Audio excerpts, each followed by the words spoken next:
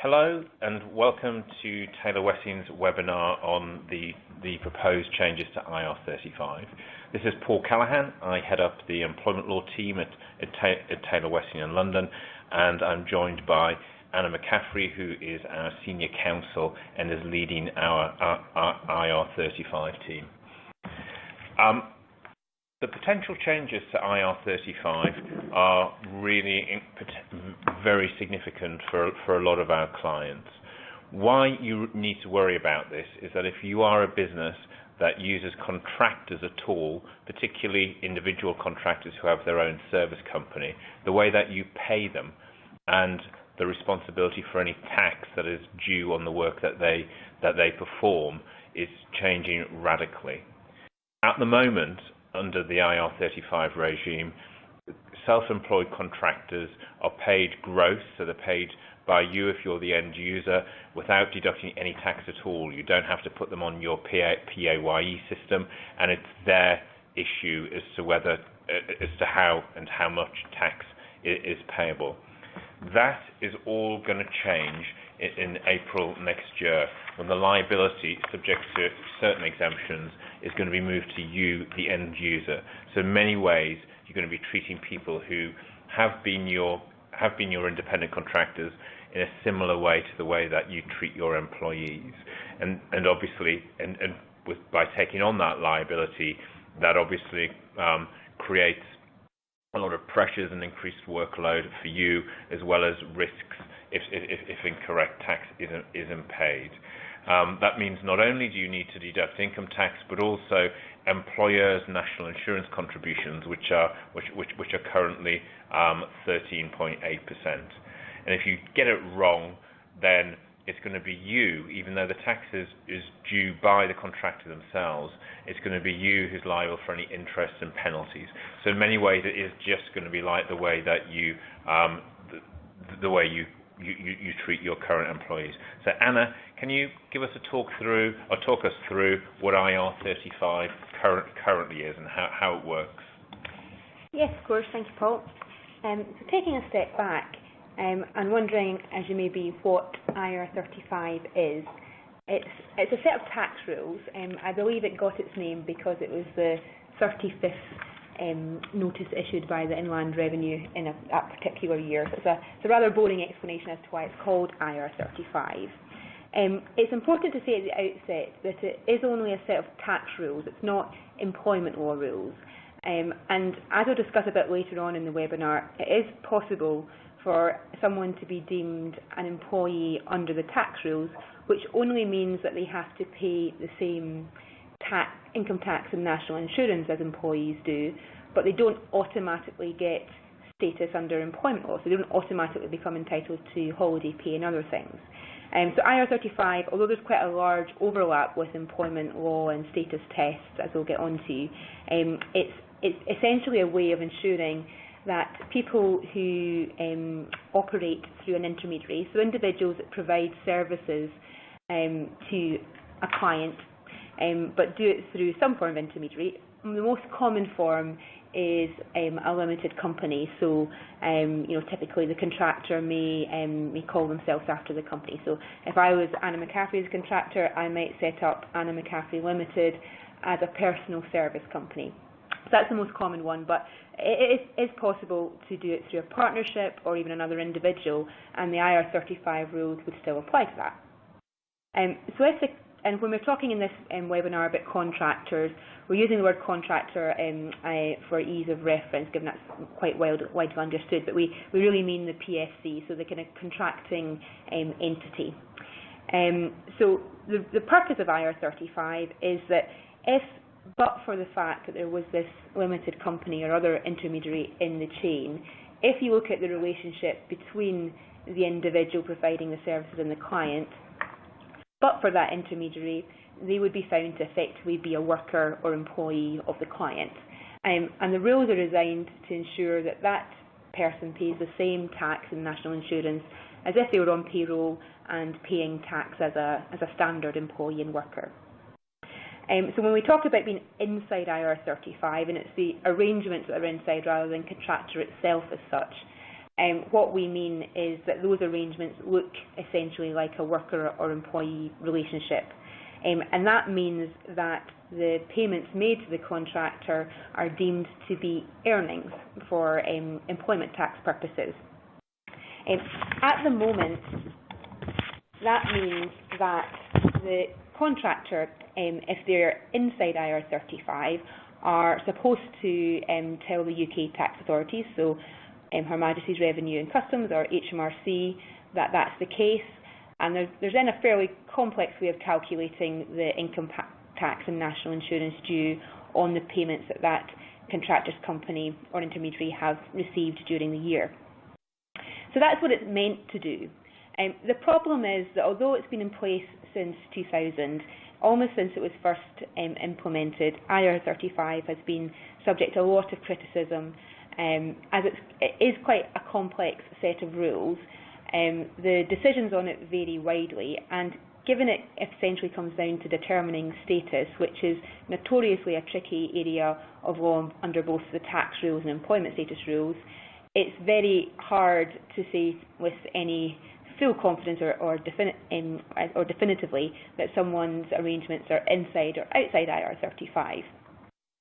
It's also true that the HMRC has, generally speaking, lost quite a lot of the cases where they've deemed arrangements to be inside IR35 and demanded that contractor pay tax. And in many cases, when that's been challenged at tax tribunal, HMRC have been overruled. There have been a few more recent exceptions where they've been more successful, which we'll come on to. To add to that, it's also the case that there are a lot of contractors in the UK workforce, and even if it's true that some of them should be declaring themselves or their arrangements inside IR35, in terms of sheer enforcement resources, HMRC are relatively limited in how much time and resources they have to expend on auditing and chasing up all those contractors that they consider should be declaring themselves inside IR35 and paying tax accordingly. So the other main thing to bear in mind in relation to why they're making these changes is that although at the moment the primary liability for getting things wrong lies with the contractor, so if they should have declared themselves inside IR35 and haven't, they will bear the primary liability of paying the arrears of tax that might be due, also interest on that tax and potentially penalties.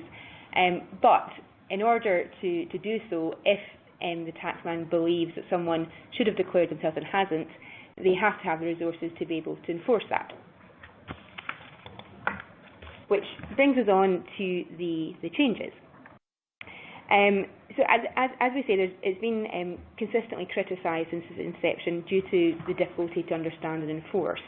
And at the moment, the government apparently estimates that 90% of contractors who operate through limited companies should be declaring themselves as having to pay tax under IR35, but aren't. So if that is the case, that's quite a lot of tax and income tax and national insurance that the Treasury isn't getting, and which it considers it should be getting. So this led in 2017 to the government introducing changes for the public sector, which didn't change the test under IR35 itself, but did change the responsibility for making the decision and deducting the tax. So if the client was a public sector client, it had to decide if the contractor it was using or it was using through an agency was inside or outside IR35, and if it was inside, it would have to deduct income tax and national insurance from the payment it makes to the contractor, and would also have to pay employers' national insurance. You can see the benefit of this for the taxman is that there is there's a much lower level of clients to chase for getting things wrong than contractors. So it makes enforcement much more likely.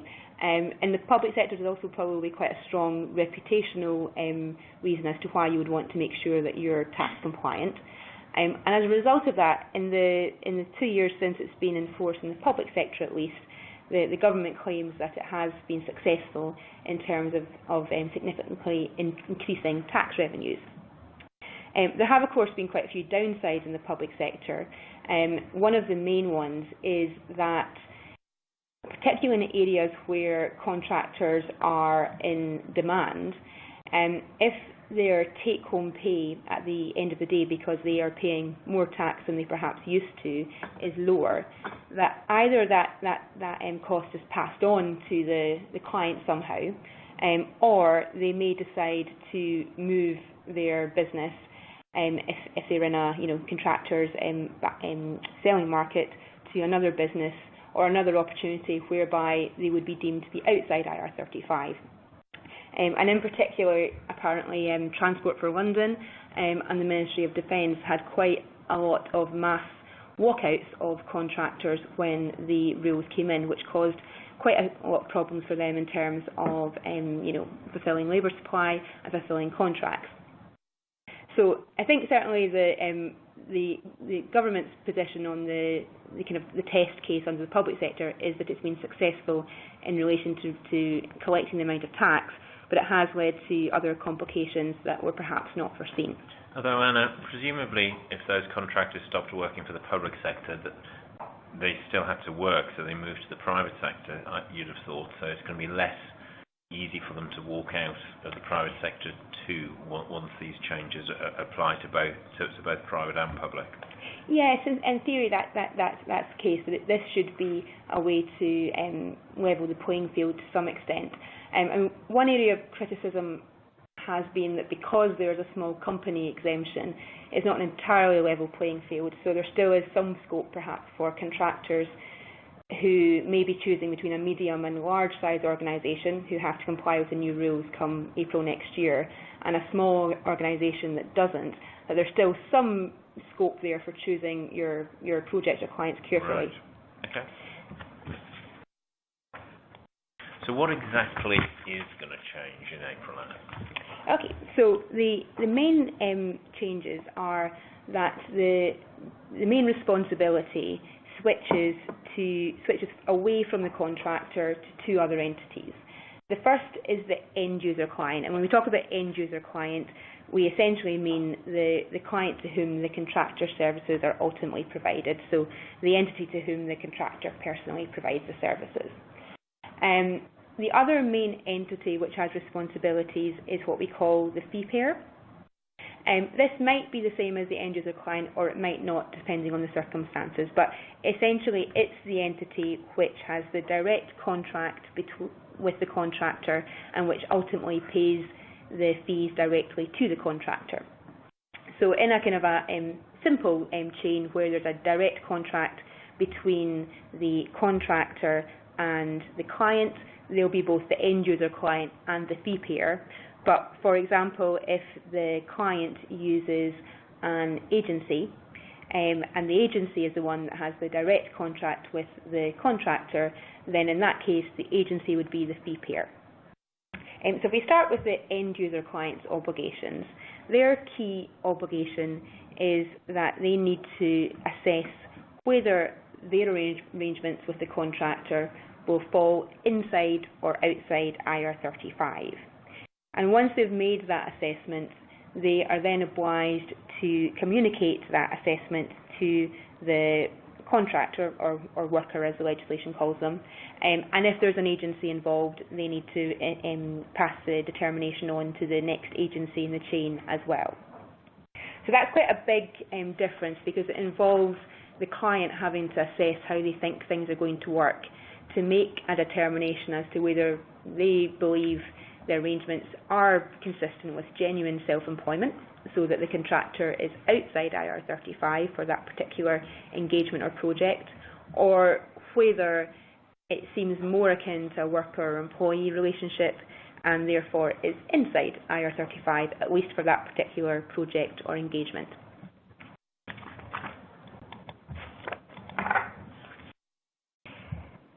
If when the assessment is being made, the decision is taken that the arrangements are inside IR35, so it is a situation where payments should be deemed as earnings from employment, for tax purposes at least, then the entity which pays the fees has a further job to do. It needs to make sure that it deducts income tax and employees' national insurance contributions from what it pays to the contractor.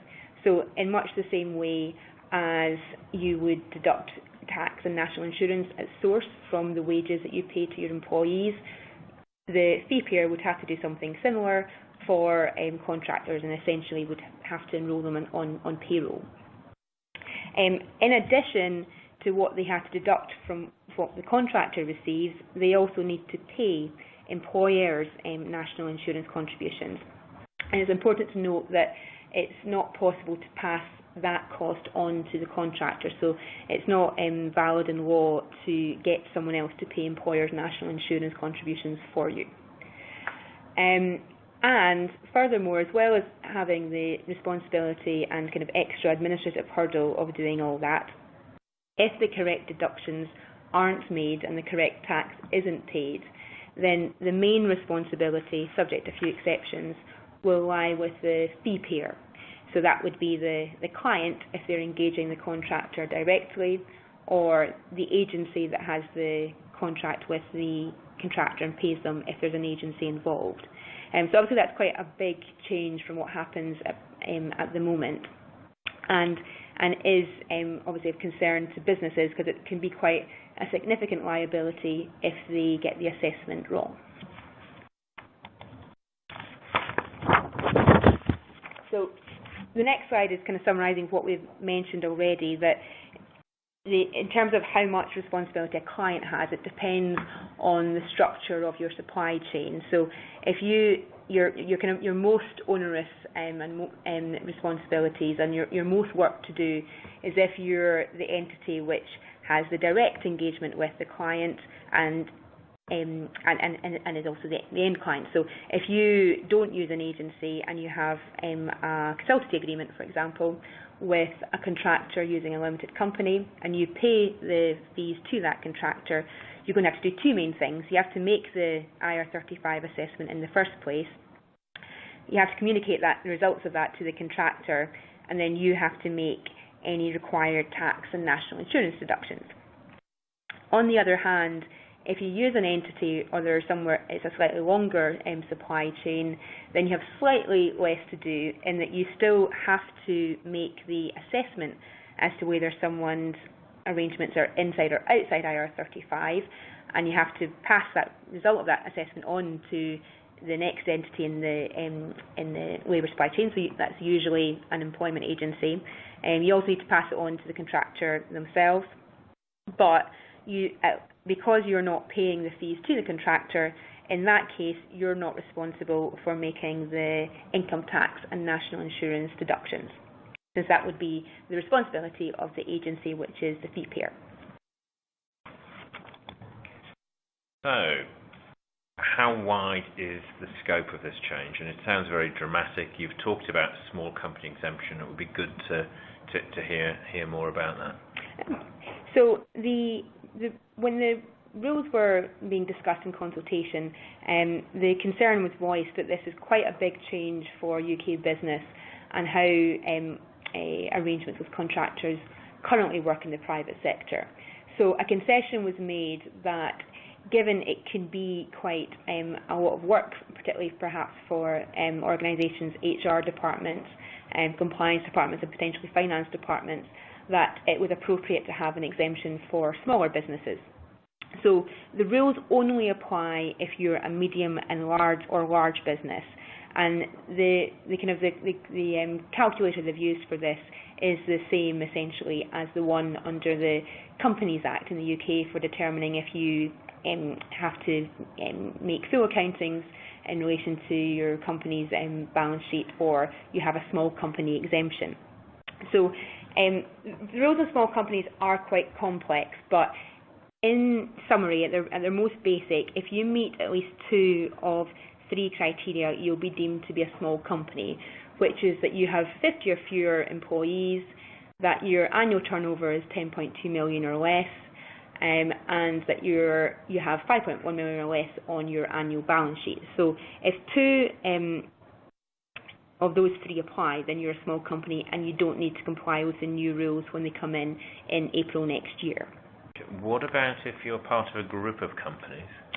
If you're part of a group of companies, and even if you would meet the definition for being a small business, if the parent company of your group would not meet the definition for being small, then the subsidiaries of that group are also not small for the purposes of the new rules. So if you're a small subsidiary but you're part of a group which wouldn't meet the Companies Act small definitions, then you still have to comply. Okay, and what about when you have some companies that might not have any employees in the UK, but they might use contractors in the UK to provide services? Would they be expected to set up a payroll function for these contractors?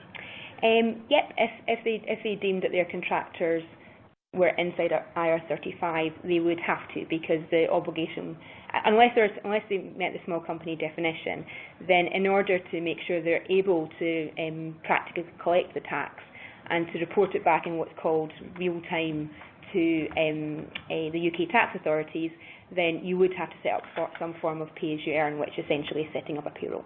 Wow, so that could be quite bureaucratic for overseas companies that aren't themselves really present in the UK. Yes, it could be. Okay, so let's look at another potential model and see whether that changes things. What about if you use an agency to engage your contractors?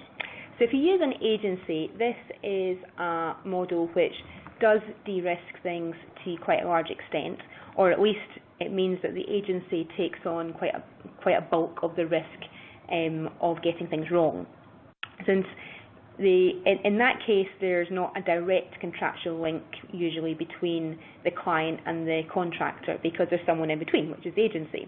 And given that there's usually two sets of contracts, so there'll be a contract between the client and the agency, and then a separate contract between the agency and the contractor. Is that second contract between the agency and the contractor under which the contractor will be paid. So the agency will pay the fees to the contractor. It can also be that there's a longer supply chain in that sometimes agencies themselves will contract with smaller agencies, particularly if it's for a specialist form of contractor. And so you can end up with quite long supply chains in certain cases. But the key thing is that the fee payer will always be the last entity in the supply chain nearest the contractor, so the one which pays the fees to the contractor. So if you use an agency, then you do still need to make the assessment as to whether the arrangement with the contractor will fall inside or outside of IR35. And it's very important that you make sure you pass that assessment on to the contractor and also the agency, because until you do that, until you've passed that on, then the obligation and liability still rests with you. But assuming that you have done so, then the agency then has the responsibility to actually go about deducting the income tax and national insurance from the contractor's pay.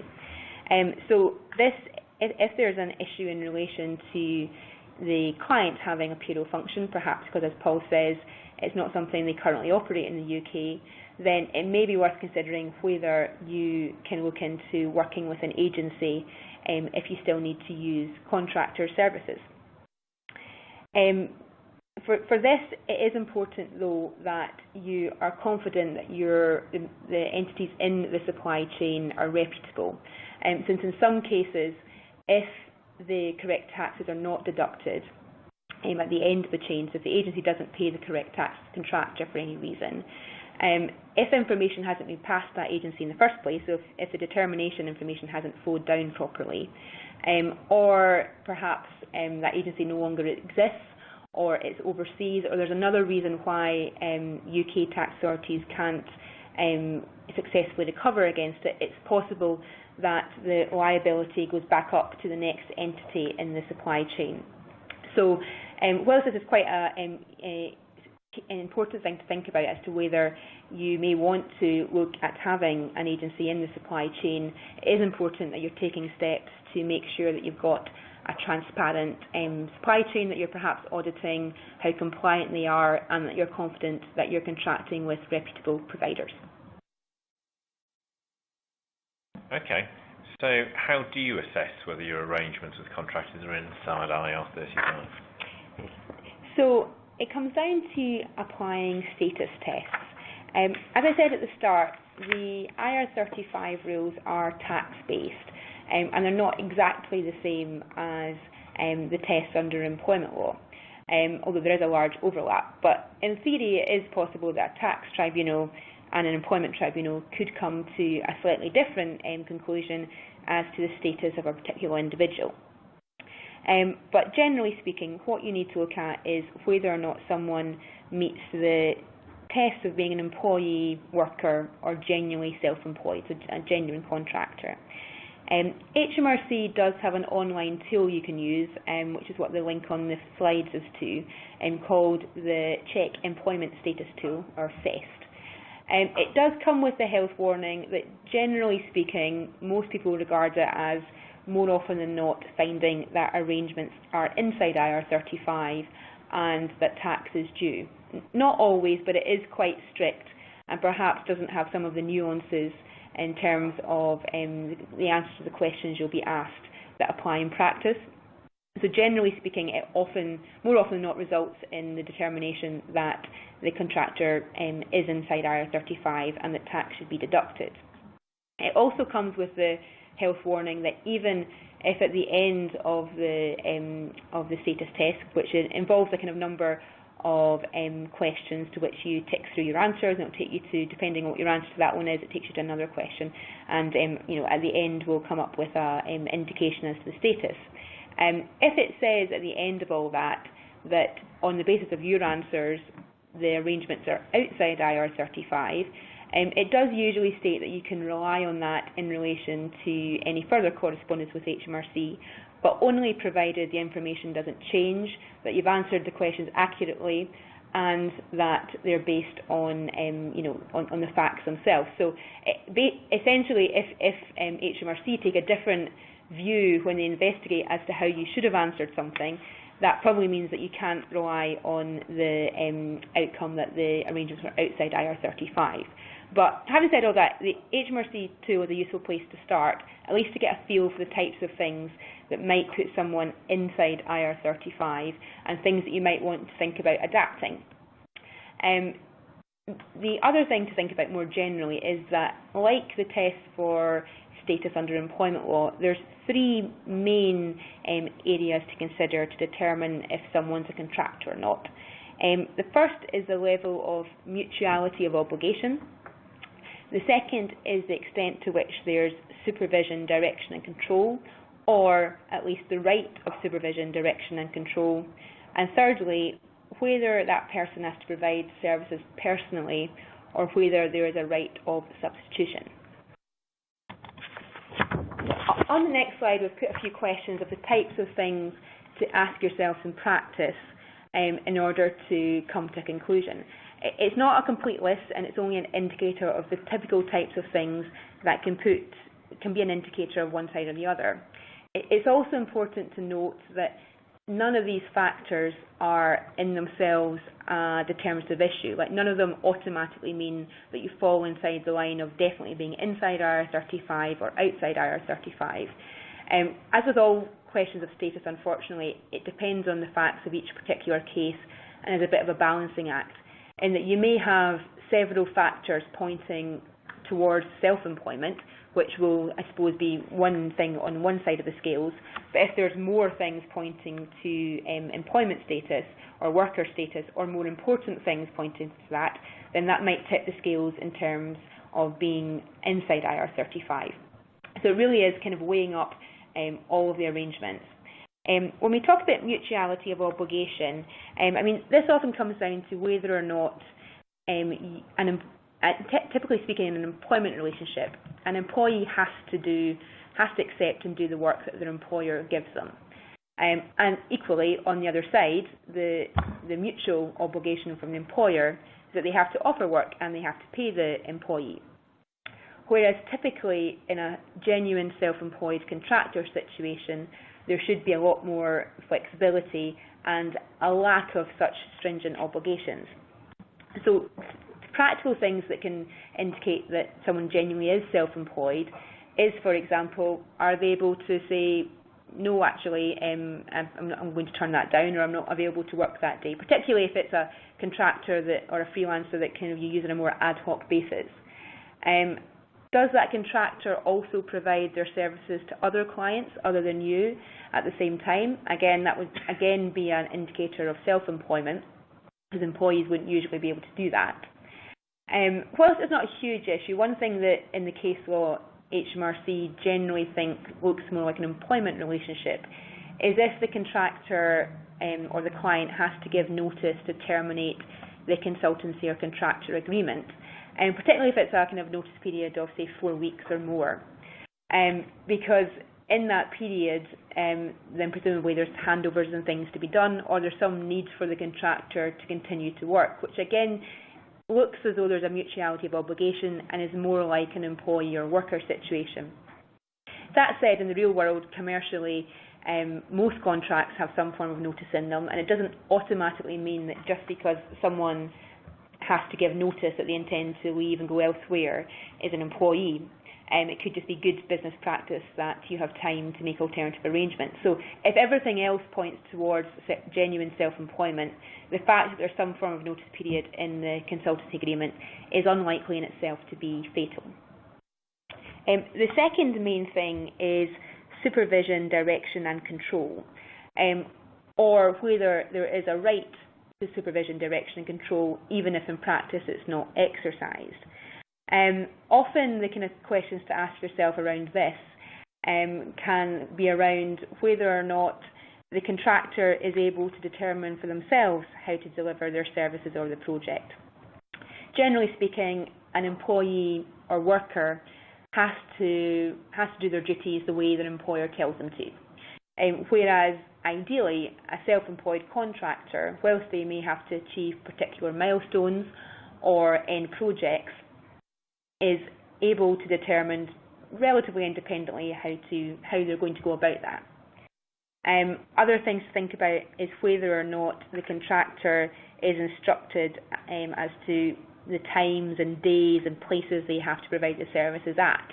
Since the more level of control you have over working time and places of work, the more that looks like a worker or employee type arrangement rather than a genuine self-employment one.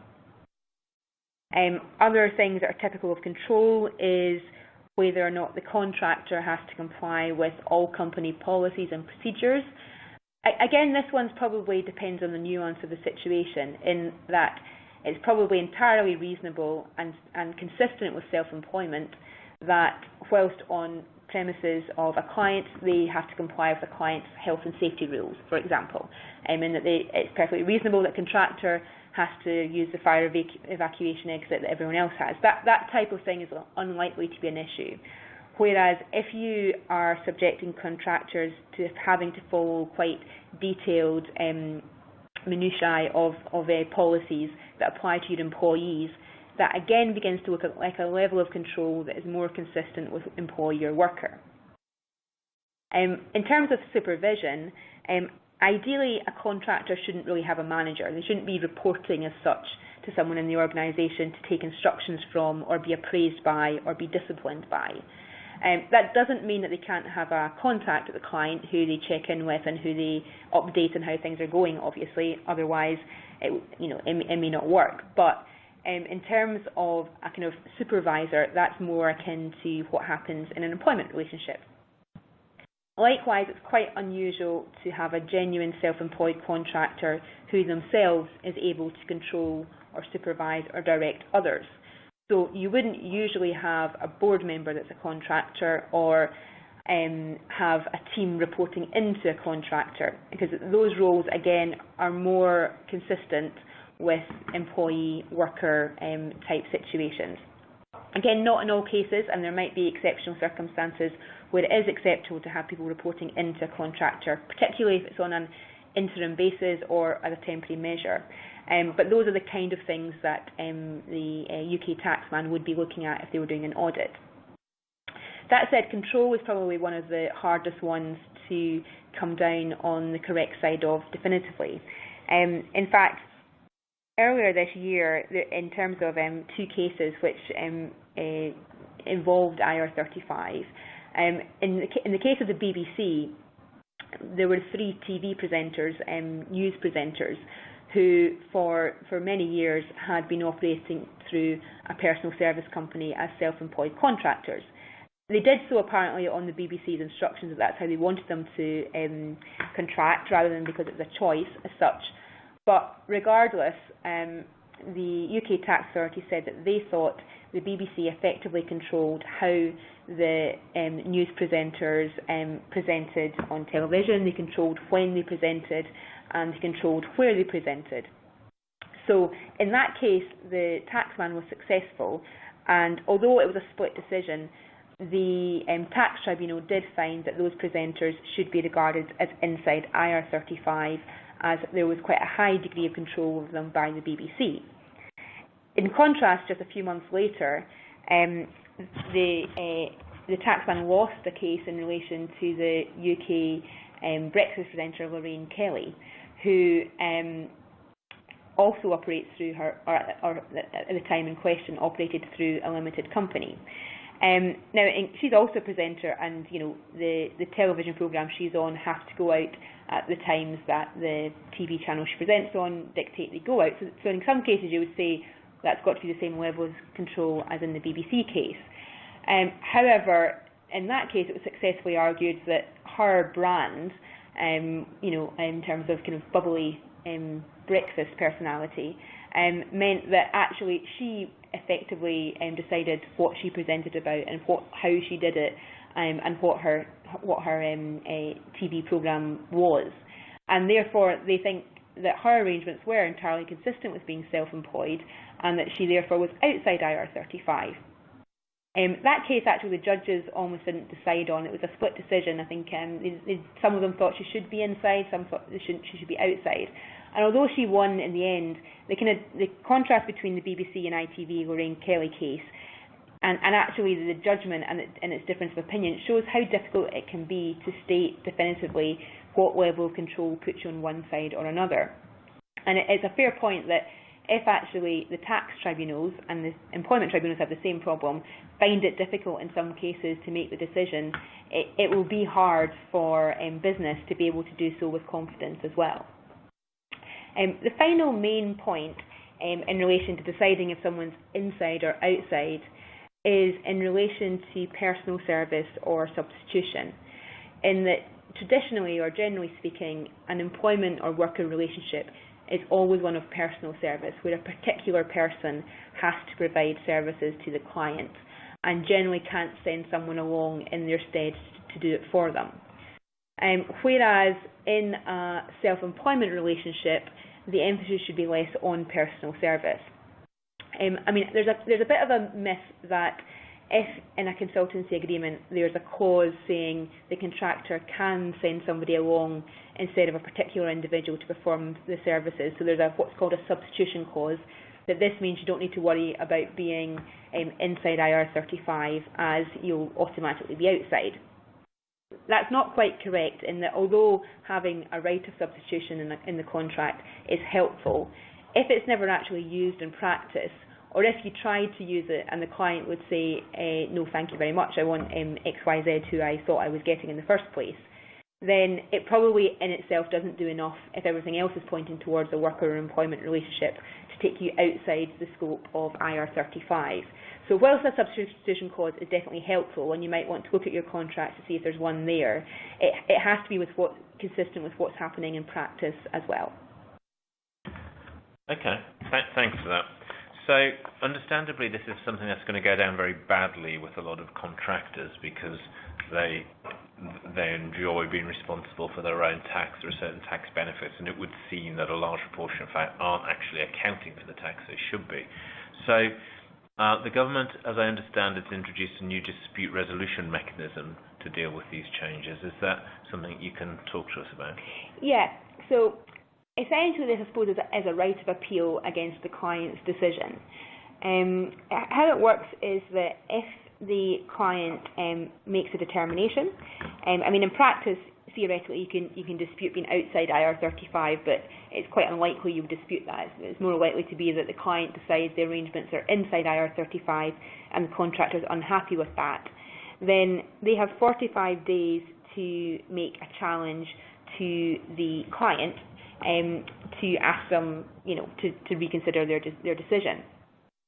The client then has to either respond to say that they stand by their original decision, or that they've reconsidered and that they've amended their assessment, and they would specify how they've amended it. In those 45 days, they should also give reasons for their decision. But I think this is probably unlikely to be much help in practice, as there's no further right of appeal, so there's not any higher arbitrator, because essentially the contractor is asking the entity that made the decision in the first place to reconsider. But if they don't change their mind, there's not an automatic right of appeal to HMRC, for example, or to any third party to kind of act as the arbitrator. So in practice, I'm not sure how effective the dispute resolution mechanism will be, but what it may well do, I suppose, is add an extra layer of admin for the client, because they'll have to have a way of dealing with the appeals that come in. Because if for any reason they forget to respond or they just don't respond, that can be quite dangerous, because then actually the responsibility for paying the tax and the liability for not paying the tax properly would still rest with the client. So if you are a client and you are getting people disputing the mechanism, you should make sure you have something in place to make sure that you're not missing the deadlines for responding to those, even if it's just to confirm that you stand by your original decision and giving reasons as to why that's the case. Okay, great. Now, you said at the outset that this is more of a tax law issue than an employment law issue, but obviously putting these contractors on your payroll smacks of employee status, and that potentially has other implications. Can you just explain the interrelationship between that and whether actually these contractors will be able to start claiming employee status now? Yeah. So because IR35 is only a tax regime, if someone's inside IR35, it can lead to the quite unfair, probably, result that the contractor is paying tax as though they're an employee, tax and national insurance that is, and probably more tax and national insurance than they used to pay, but isn't automatically entitled to any of the benefits that come with being a worker or an employee. So they don't automatically get an entitlement to holiday pay or statutory sick pay or protection under the national minimum wage, etc. So you can see that although it's a tax regime, if you're a contractor who's been enrolled on payroll because a client has determined that the arrangements are inside IR35, that you may think to yourself, well, if I'm paying tax as an employee or a worker, then I want at least the protection I would get as an employee or worker, and therefore may make the challenge that they want to start receiving paid holiday pay, statutory sick pay, and some of the basic benefits that might be offered to other employees and workers.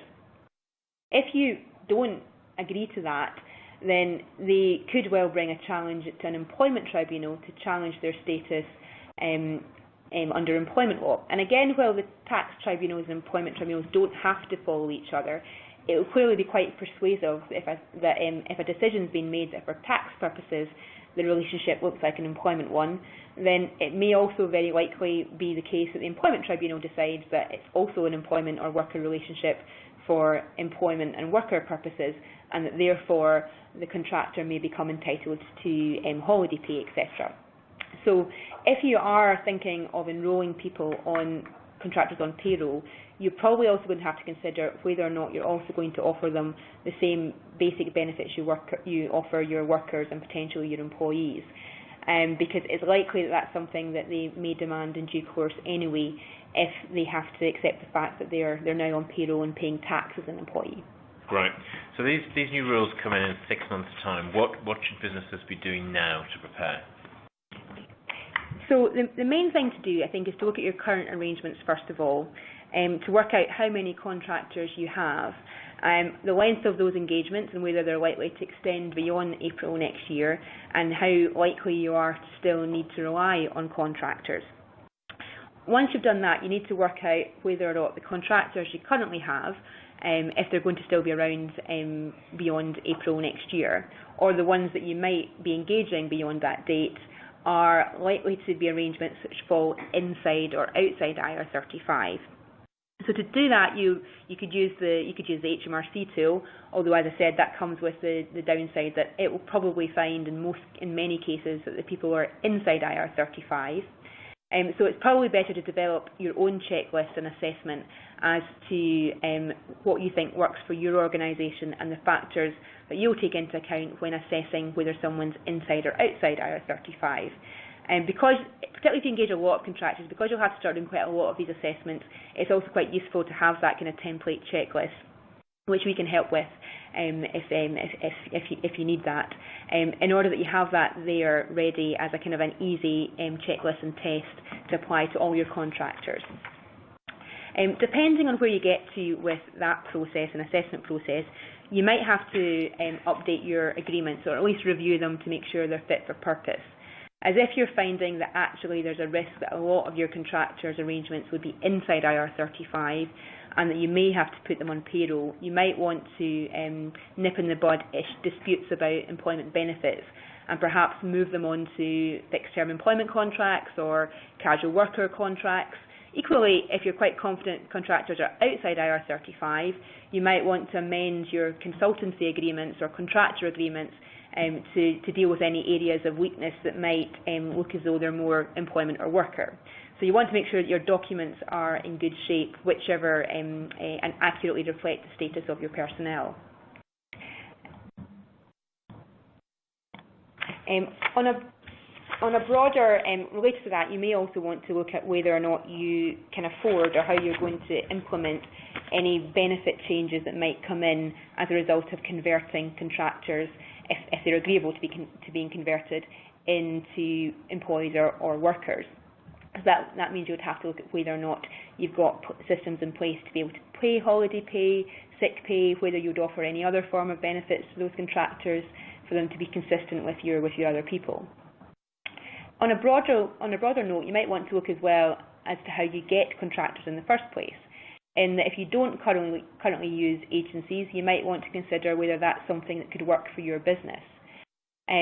Or even if you are currently using agencies, you might want to review the terms of those to make sure you're properly protected and where the allocation of risk there is set out in the contract.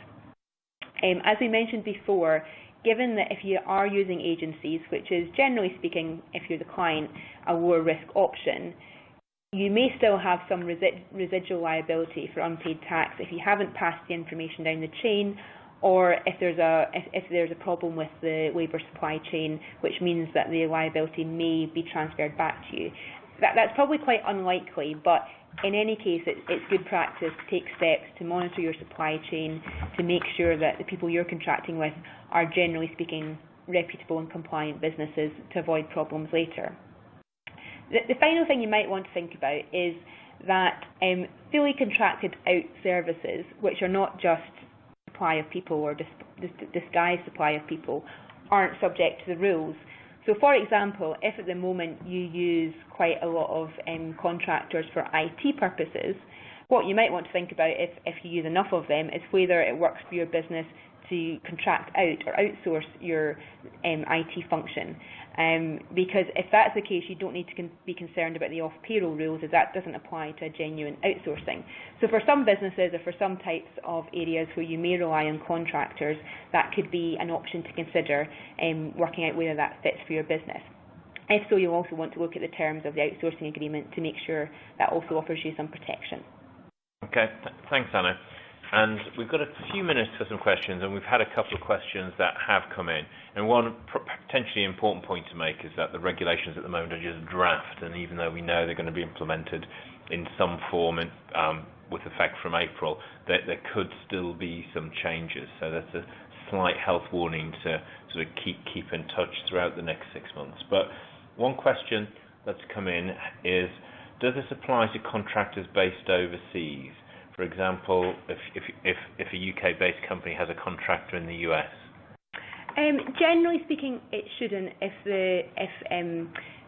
whether or not that person is a contractor or an employee, if there's no obligation to pay tax in the UK. Yeah. So for most cases, if it's an overseas individual, then it shouldn't bother the UK tax authorities. The only exception would be if, for example, they're only temporarily in the US and perhaps there's some reason to state that they may be a part of the UK tax system, but in general, no. Okay. What about, somebody else has asked, can contractors attend our Christmas party, or does that make it look more likely that they're employees? I think this is a kind of common misconception that you have to exclude everyone from the staff parties and the office Christmas party. I mean, I suppose the answer is that if everything else points towards self-employment, then absolutely invite your contractors to the staff Christmas party. That in itself is not going to tip them over the balance into being inside IR35. But I suppose it could be viewed as an element of kind of integration into the organisation, which might be more akin to being an employee or worker. But certainly speaking, having a contractor at the Christmas party doesn't make them one thing or the other. But the more things you have in terms of integration and control, and the fewer differences there are between contractors and your other employees, then the more likely it is they're inside IR35. So I think it comes down to looking at control and common sense. Okay, and going back to the small employers exemption, the threshold for turnover or revenue, is that determined at a particular point? For example, when the accounts are audited, or is it something that is fluid, and as soon as you were no longer small, you'd have to comply?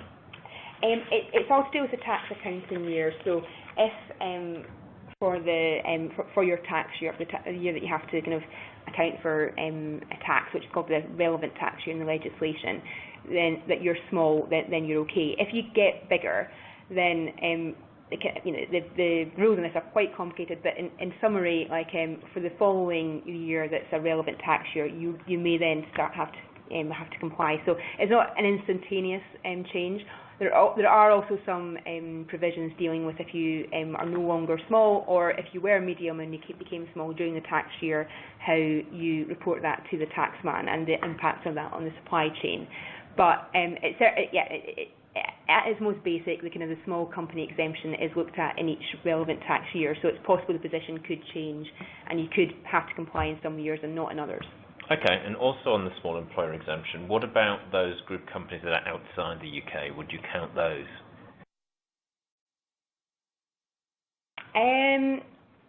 Generally speaking, you have to look at the top of the chain, and if it wouldn't comply with the UK company's definition of what a small company is, which doesn't refer only to UK companies, then the rest of the group also isn't a small company. So potentially, yes, you may have to look at parent companies at least that are outside the UK. Yeah, but you'd hope that's something that the government might clarify before April, given that going through the various Company Act provisions is quite complicated. Yes, and there has been quite a lot of commentary that the way the small companies exemption is set out in the rules is quite unclear and unhelpful, and also potentially open to quite a few loopholes. So it's an area that contractors, kind of lobby groups in particular, have kind of been saying that actually they want the government to look at again. Whether they will or not is a different matter. I should say as well, there are some commentators or opinions that think there's a small chance that this may not get passed in time to start to be in effect from April next year, particularly given the rather unusual situation the British government's in at the moment. So it's not impossible that there's a about turn again or a further postponement of the rules. But at the moment, as far as we know, it's all systems go come April 2020 unless something significant changes. And from the government's perspective, if it's going to raise more tax, you just thought it's something that they're not likely to want to change. One final question. Somebody has asked if we have a template that they can use as a starting point to help with compliance. Yes, we have a brochure in which we can make available, which kind of explains how the rules work. And we also kind of have a flow chart showing how the rules apply to different organisations. We're also about to publish a kind of checklist with kind of many of the questions and types of practical things to ask yourself that we were discussing earlier in the webinar, which is a helpful start point in terms of starting that checklist that we were discussing to do your assessments of contractors. Okay, that's great. And we've been through all of the questions on our list. Obviously, if you do have any further questions, feel free to email Anna or myself directly. I hope you found that helpful. Do watch this space because it is something that is going to continue to evolve before the new rules come into place in April. And thank you very much for participating in our webinar.